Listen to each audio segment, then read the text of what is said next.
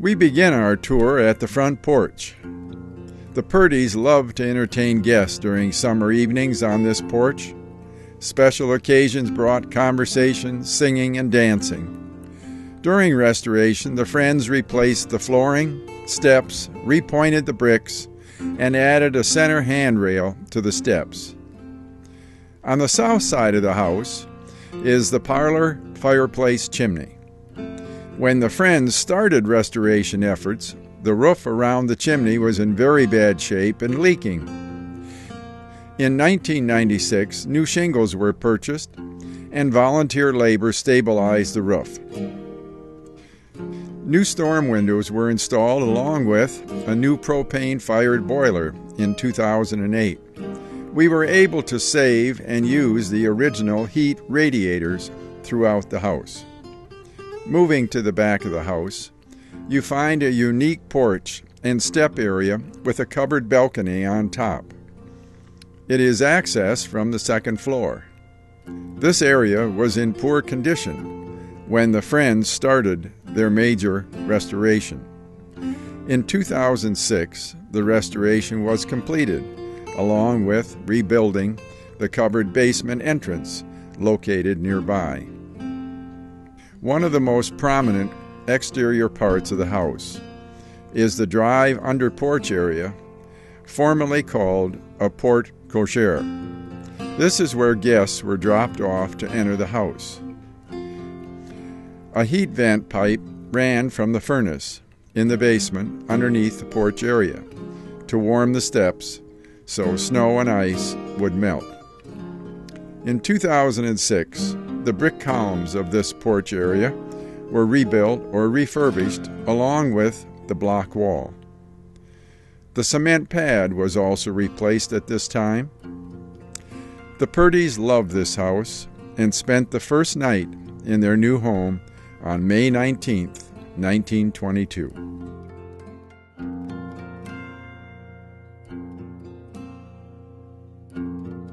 We are in the Purdy sitting room, which today would be the family room. This is where they spent their evenings. This is where they enjoyed their music. It's very musical. We have a Victrola and a melodeon that there would be their entertainment. We have the coffered ceilings here and all the beautiful natural woodwork. Then we come in here, we go into the parlor, which is a room that most people did not come into except for parties and events. Both daughters were married here. The two girls are on the fireplace here, the pictures. We have many donated items. About 12 pieces belong to the Purdys, and the rest is donated by the general public. We have beautiful woodwork in here on top of those coffered ceilings. We have the open stairway to the second floor. This is a room that people did not come into. We have the reed organ, also a donation from family. This room leads to the sitting room and the dining room. We're at the open staircase to the upstairs. It is 7 bedrooms up there and 2 full bathrooms. We have this wood was milled right here on the property. At one point, we actually had a baby grand piano down here, and this is where the older daughter Florence taught music. This is the Purdy's master bedroom. It has a bathroom off the side. We have 2 different items in here. This is Mr. Purdy's satchel, and this is Mr. Purdy's wedding suit from 1894.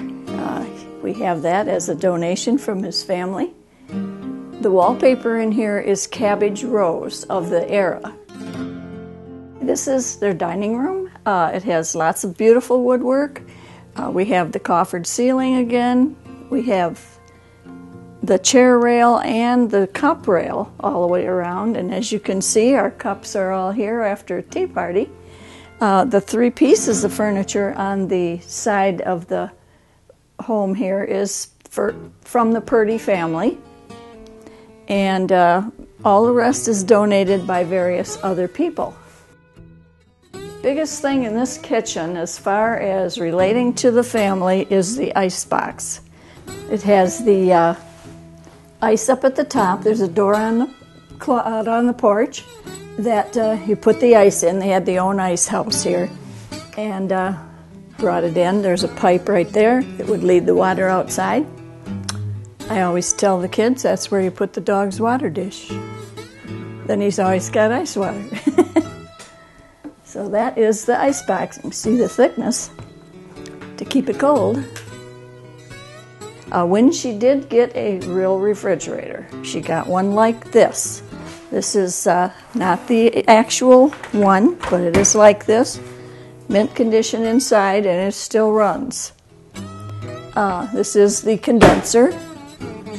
We have a beautiful stove that we had donated.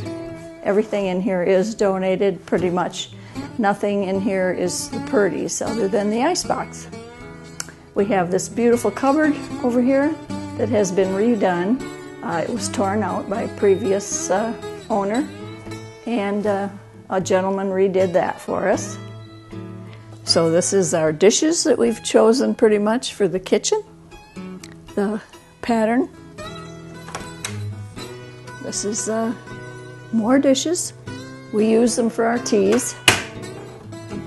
We have beautiful windows. Everyone loves these that sees this house. They love these windows. Let me see, this is a 1925 stove, electric, first electric or one. The floor is done by one of our ladies here, that very artistic lady. She taped it all out and did it as they would have done back in the early 20s or 30s. This is known as the Maid stairway. There was a young girl that slept at the bedroom at the head of the stairs, so she might be about 15, and she would dust and iron, just easier jobs.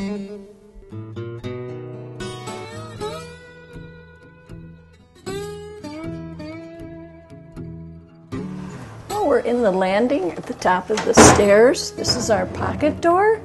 Keep the heat on one side or the other, whether you want to keep it downstairs or whether you want to let it up. So this is our pocket door leading to our hallway. So we have 7 bedrooms up here and 2 full baths. And we have transoms in this hallway above every door.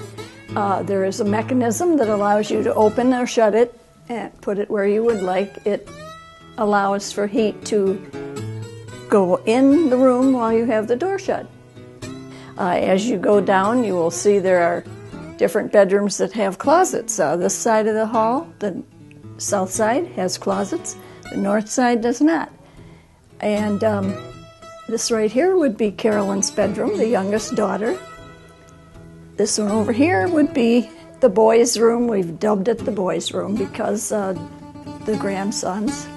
And we have a lot of toys and things that belong to children. So, okay, this is Florence Purdy's bedroom, their older daughter. It's the biggest bedroom in the house. It has a attached full bath and a closet. We have her wedding gown here on the bed, and there is numerous items of furniture that's donated, of course, by different people.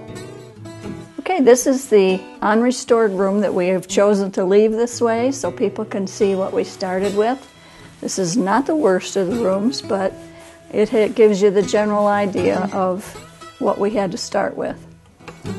And the desk in here happens to belong to Mr. Purdy. That is from his office up at the bank. The desk, the chair, and his lamp. Plus donations that we quite haven't found room for. We are in Mrs. Purdy's sewing room. At different points in time, she would have a lady come and spend a week with her and make clothing for her and her daughter. Everything in here is also donated by others. We have no things that are actually of the Purdys in this room. This is the main bathroom upstairs that would be serviceable for every bedroom up here. We have a 1905 toilet with a copper inside and an oak outside. We have the cupboard that was replaced here for items that you need. We have a tin medicine cabinet here that is tin on the inside and the outside, the entire thing. It was donated by someone. We do not have the original fixtures to the house, but these are all donated by different people. Okay, this is what we have called the maid's bedroom. She had a young girl who would stay here and go to school. This is a new acquired item from a family that we just got. This bed is called a Jenny Lynn, but the blanket on top of this was made by Mrs. Purdy for her daughter Carolyn. This Windsor chair is also from their family, and other than that, other things are all donated. There is a closet in this room. We also have another painted floor here. This ends your tour at the Purdy home. Thanks for joining us.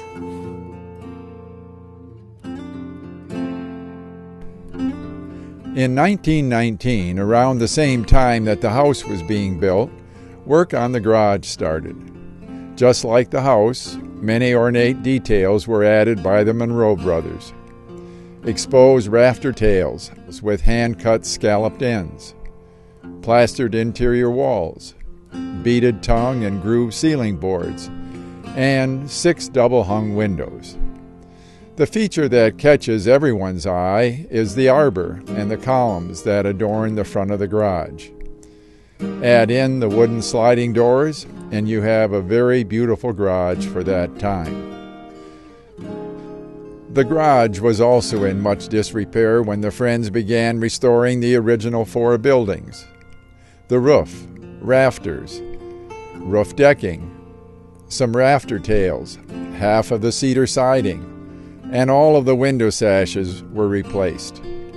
Once the building was stabilized, it was raised off the old foundation, so a new foundation, floor, and cement approach could be poured. The garage was then moved back over the new foundation. This allowed for the replacement of the arbor, columns, and wooden sliding doors. And finally, the interior walls and ceiling were restored in their original condition in 2010.